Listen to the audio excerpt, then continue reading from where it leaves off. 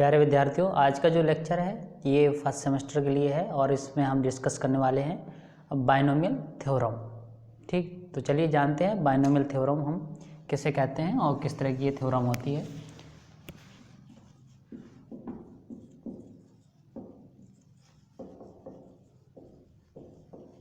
Binomial theorem, तो इस theorem की आखिर आवश्यकता क्यों पड़ी, हमने क्यों इसको पढ़ा। तो जैसे आप जनरली देखे होंगे, जैसे आपने a प्लस बी का होल स्क्वायर है ना, ये आपने पढ़ा, तो आप जानते हैं कि ये इसका आप a प्लस बी और a प्लस बी 2 बार मल्टीप्लाई कर देते हैं तो आप निकाल लेते हैं इस तरह से। तो ये आपको 3 टर्म्स मिलते हैं। जैसे यहाँ 2 है तो यहाँ आपको नंबर ऑफ टर्म्स एक ज़्यादा ही मिलेगा। ठीक है, इसको भी हम आगे पढ़ेंगे बाइनोमियल में। अब जैसे आप a प्लस बी पावर 3 करते हैं तो इसका 3 बार मल्टीपल करते हैं। अगर पावर 4 हो गया तो 4 करेंगे मल्टीपल, 4 बार मल्टीपल करेंगे। ठीक है, तो इस तरीके से आप जो है मल्टीप्लाई करते रहते हैं। और यदि हमने ये कर दिया, अब आप क्या करेंगे, 1/n करेंगे, है ना। तो इस तरीके से जैसे आप इंडेक्स जो है ये पावर बढ़ाते जाते हैं, ठीक है, या अब पावर यहाँ कुछ भी हो सकती है, 1/2 हो सकती है या 5, 4 किसी भी तरह की वैल्यू हो सकती है। ठीक है, तो इस पावर की वजह से हम जो है मल्टीप्लाई, जैसे यहाँ हमने कर दिया a प्लस बी पावर 1/2 कर दिया। अब इसको कैसे करें आप, है ना। तो इस तरीके से हम ये पावर को जो है तोड़ने के लिए हमने बाइनोमियल थ्योरम यूज की। और क्या थ्योरम होती है उसको हम समझ लेते हैं। तो थ्योरम कुछ इस तरह से होती है, इफ़ मान लेते हैं हम कि इसमें a and x are real numbers and n we a positive integer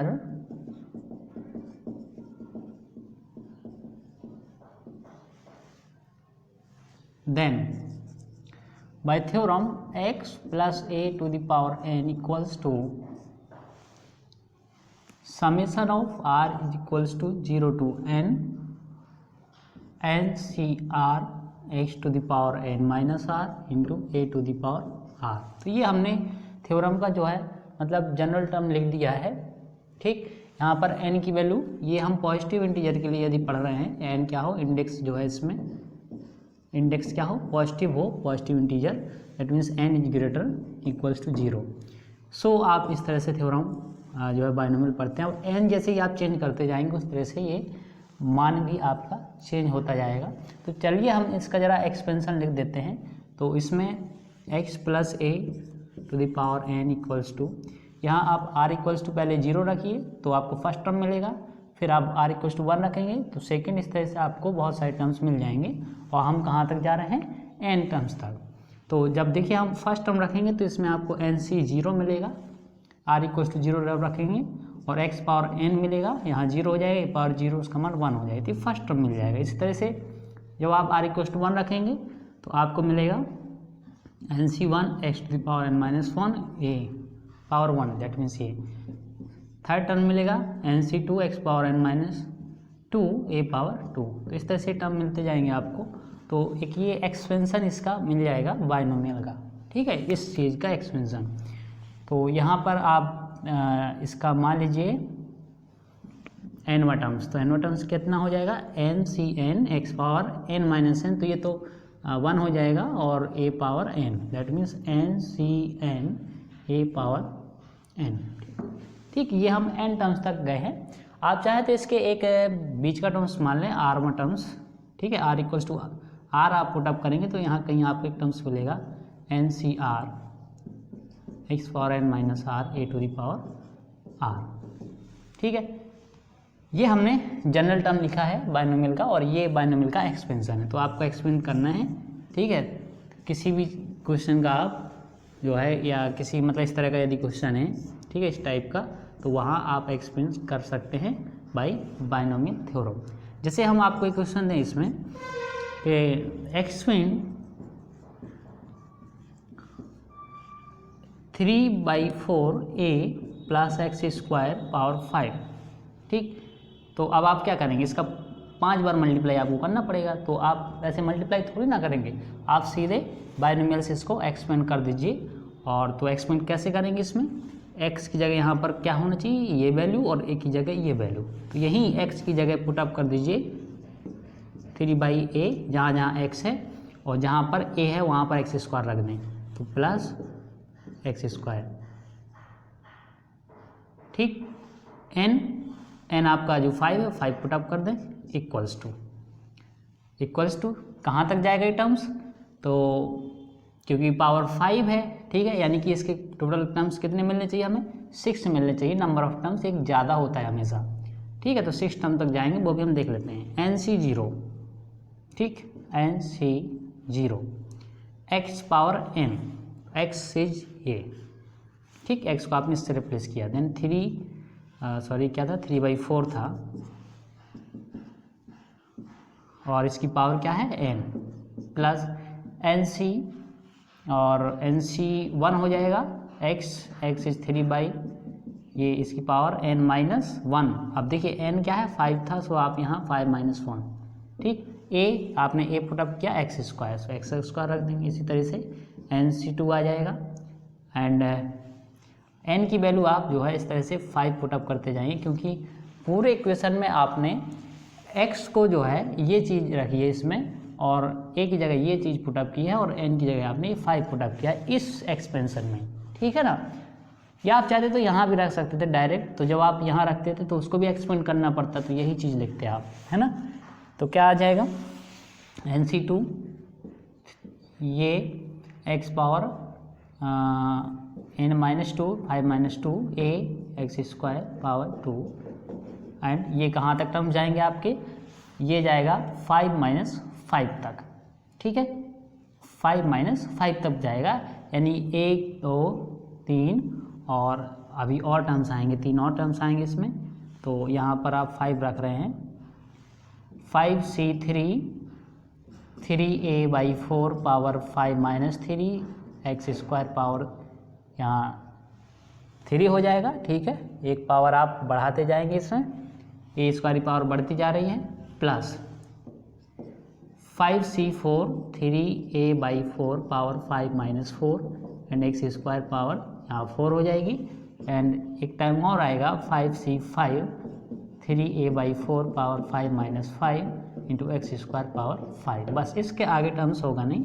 अब देखिए इसमें एक चीज़ आ रही है, और वो ये है, ये जो कोफिशिएंट है ये NC0 NC1 NC2, तो ये चीज़ें क्या कहलाती हैं, तो ये एक बाइनोमियल कोफिशिएंट बोलते हैं हम इसको, ठीक है, बाइनोमियल कोफिशिएंट। और ये डिफाइन होता है NCR equals two factorial n upon factorial r into factorial n-r। तो इस बाई फार्मूले से हम किसी भी कोफिशिएंट को निकाल सकते हैं, ठीक है।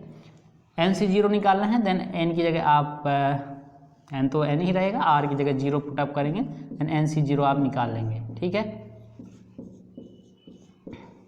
तो ये आपका आ जाएगा फैक्टोरियल कट जाए, फैक्टोरियल 0 का मान 1 होता है। ये थोड़ा फैक्टोरियल आप यदि पढ़े हों, कॉम्बिनेशन पार्ट है ना, कॉम्बिनेशन परम्यूटेशन का पार्ट है ये। तो इसमें फैक्टोरियल आपको 1 को याद रखना है, 1 होता है, फैक्टोरियल 0 ये भी 1 होता है, ठीक है। और यदि फैक्टोरियल कहीं हमने जैसे n लिख दिया, तो इसको हम n और फैक्टोरियल अंदर n-1 लिख सकते हैं। जैसे हमने फैक्टोरियल 5 तोड़ना है, तो 5 और अंदर कितना हो जाएगा 5-1, इसमें से कम हो जाएगा, दैट मीन्स 5 इंटू फैक्टोरियल 4। फिर फैक्टोरियल 4 को तोड़ेंगे आप, तो 4 फैक्टोरियल 3 आएगा, फिर 3 फैक्टोरियल 2। तो इस तरीके से अगर हमें डायरेक्ट हम तोड़ना है फैक्टोरियल 5 को, तो ऐसे तोड़ेंगे 5 4 3 2 1, ठीक, इस तरह से तोड़ेंगे। जैसे हम फैक्टोरियल 6 तोड़ना है, देन 6 5 4, इस तरह से किसी फैक्टोरियल का आप तोड़ सकते हैं और उसका मान आप निकाल लेंगे। ये बाइनोमियल कोफिशिएंट होते हैं NC0 NC1 NC2 NCR and NCN, ठीक है। तो सभी के वैल्यू आप निकालेंगे, सॉल्व करेंगे, क्वेश्चन एक्सपेंड हो जाएगा, ठीक है। तो ये यूज है आपका बाइनोमियल में कि यदि आपका टाइप इस तरह का है एक्सप्रेसिव पावर n का, और इसको एक्सपेंड करना है, हायर पावर में है, ठीक, तो आप बाइनोमियल थ्योरम से कर सकते हैं। That is clear. अब इसमें जैसे आपको हमने पूछा कि इसका बाइनोमियल, जैसे हमने एक क्वेश्चन दिया और आपसे कहा कि इसका पाँचवा पद ज्ञात करो, है ना।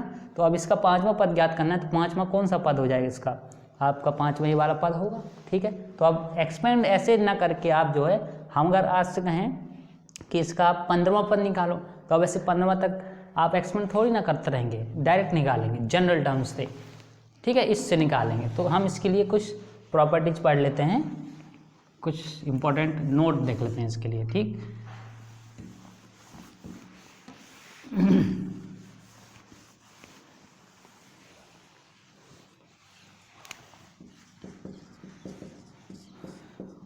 सबसे पहले एक तो इम्पोर्टेंट ये हो जाएगा कि इसमें किसी भी मतलब अगर इस टाइप का कोई आपका वैल्यू है या बहुपद है, पॉलिनोमियल है, ठीक है, इसको आपने एक्सपेंड किया, तो जब आप एक्सपेंड करेंगे तो इसका जो नंबर ऑफ टर्म्स होंगे वो इससे एक ज़्यादा मिलेगा। जैसे n है तो एक आपको ज़्यादा मिलेगा। जैसे मैंने अभी आपसे डिस्कस किया था कि a + b का होल स्क्वायर, तो इसमें नंबर ऑफ टर्म 3 मिलेंगे, a² + 2ab + b²। इस तरह से क्यू कर दे तो इसमें 4 टर्म्स मिलेंगे, है ना। तो हमेशा एक टर्म्स एक्स्ट्रा मिलता है जब उसका एक्सपेंड हम करते हैं, ठीक है। तो the number of terms in the expansion अगर हम लिखें इस तरह से, द नंबर, ये नोट है, number of terms in expansion of